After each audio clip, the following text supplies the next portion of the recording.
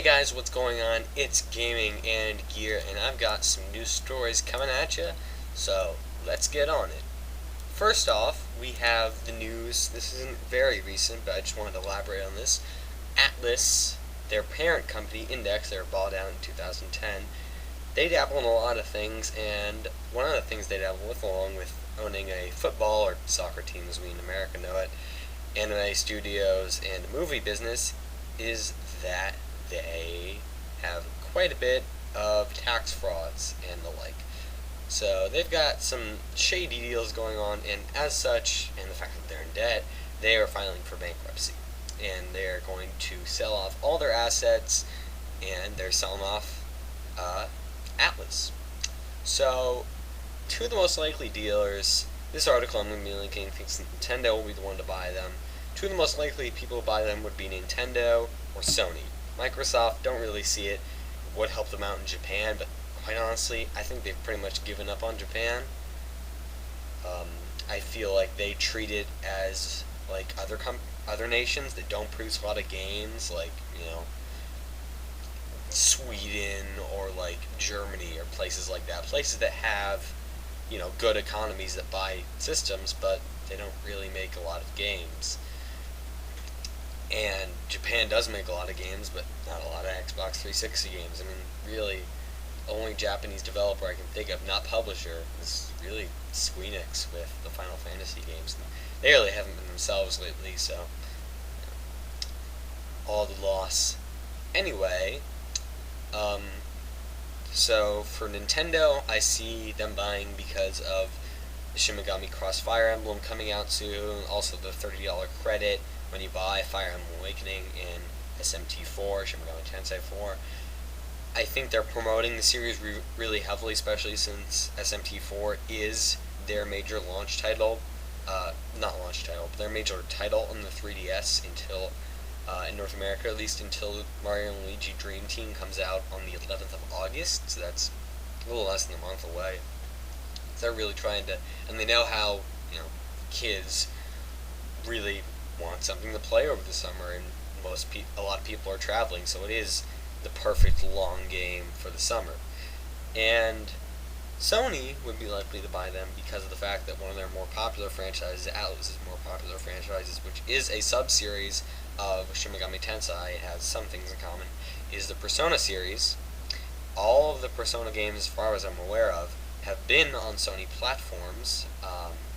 Persona 1 was on the PlayStation 1, Persona 2, I believe, was on the PlayStation 1 as well, and 3 was the first one to get a worldwide release, and that was on the PS2. And, or actually, no, that was Shin Megami Tensei 3, sorry. I was thinking the wrong thing. But anyway, the Persona series has always been on Sony platforms. Persona 4 Golden, in my opinion, the best PlayStation Vita game as far as from just looking at PSVita games. Really, I think it was a pretty crummy decision of them to opt with the PS Vita over the 3DS, just because of the fact that 3DS has a much larger JRPG library and, has a little more than 10 times the amount of PS Vitas. There are like 33 million 3DSs, only 2.5 million Vitas out there, so kind of disproportionate. But anyway, I feel like Sony would be likely for buying the Persona franchise, but Nintendo probably would convert a few people who just buy Sony systems because of Persona and Square Enix. And, if Persona's over there, it's so unique that they probably would want to get it. Now, they're saying in this article that Persona 5 on Wii U would be a serious possibility. I feel like that would happen. There was announced in 2011 or 12, I forget, that they were working on something Persona-based for the 3DS. They didn't know if it was a new game or a remake or all that. And Persona 5, it was trademarked in Japan and all that. So it looks like it's been in production, but who really knows? The auction's going to be going off soon because they want to wrap everything up by mid-September, which is relatively quick. But yeah, so moving on in, somewhat Sony-related news, Sony, in their annual report, has given a overview of their plans for the game division in this fiscal year, which is now, assumingly, until next July because it recently came out. they issued this quote about the PS Vita. Quote, "For the PlayStation Vita, we aim to secure sales and profit growth through various hardware sales initiatives and the release of compelling software titles." To address the first part, hardware bundles for the PS Vita seem to do pretty well. I remember the Assassin's Creed 3 Liberation bundle and the Black Ops bundle last year, even though the Black Ops game was awful. They well sold very, very well considering they were only $300. They came with a memory card, albeit it wasn't that big. I think it was 8 or 4 gigs, which isn't too large. And they came with a game, and they were the 3D and Wi-Fi models, and people liked it, Even though it was a bit more expensive, people thought it was worth it. And the PS Vita does have quite a few good games, not as many as the 3DS, but it is definitely, pretty good handheld. I think it's better than the PSP, but that's just me. So hardware bundles and all that do work for the PS Vita. They've shown that. Release of compelling software titles. I don't know about this, quite honestly. The only 2 games I really see as far as this year that are coming out that look interesting to me and will sell a lot are Killzone, the new Killzone game coming out in September, and Final Fantasy X and X-2 HD. That's really it. It does have a fairly good library, but they will need to release more software in order to make this thing sell more, and I don't think forcing every PS4 game to have off-TV play with it isn't going to sell it a lot.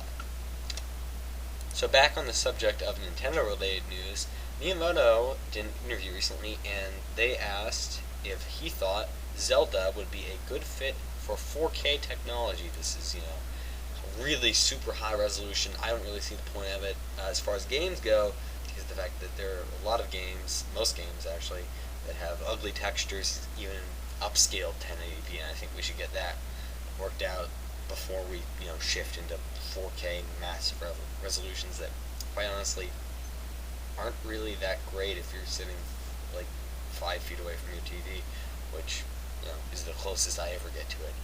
But Miyamoto said for the Zelda series, he said, when it comes to games, I don't see the need for Zelda in 4K. And what I think about that is that Miyamoto really, he focuses on gameplay a lot for Zelda. I think Aonuma more works on the overall thing, and he looks at game mechanics. And I think he feels like if it doesn't add to game mechanics, the higher resolution really won't add anything, or atmosphere. And I kind of agree.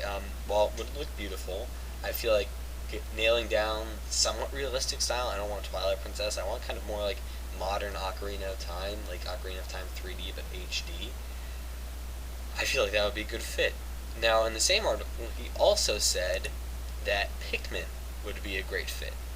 And he said, this is a continuation of the quote, I don't see the need for Zelda in 4K, but for Pikmin, making it 4K compatible could possibly further show more detail, more small, detailed Pikmin moving around, showing things from even further perspective, and being able to see more may make up for a more fun game. Now, I think what he's saying here is that being able to have a 4K resolution would mean that they would be able to zoom out and have more Pikmin on screen, doing more things, because, Pikmin 3, a big feature is 3 captains being able to multitask like that, do objectives, 3 of them. And I feel like because Pikmin's on such a small, intimate scale, I feel like it really would benefit helping it, Pikmin is sort of cartoony, but it is based on reality because of the fact that it, it's a gardening strategy game. It's literally like, what if Lego people fought my cat, but, replace cat with Bulborb and Lego people with Pikmin. It is a very imaginative game, and I do feel like 4K would add worlds better to it than Zelda would. And I really feel like only Metroid is really the only home Nintendo franchise I feel would really benefit from 4K, just because the environments are so detailed, and it really would bring home the atmosphere of, a desolate space exploration mission. So, that was the 4 news stories for today.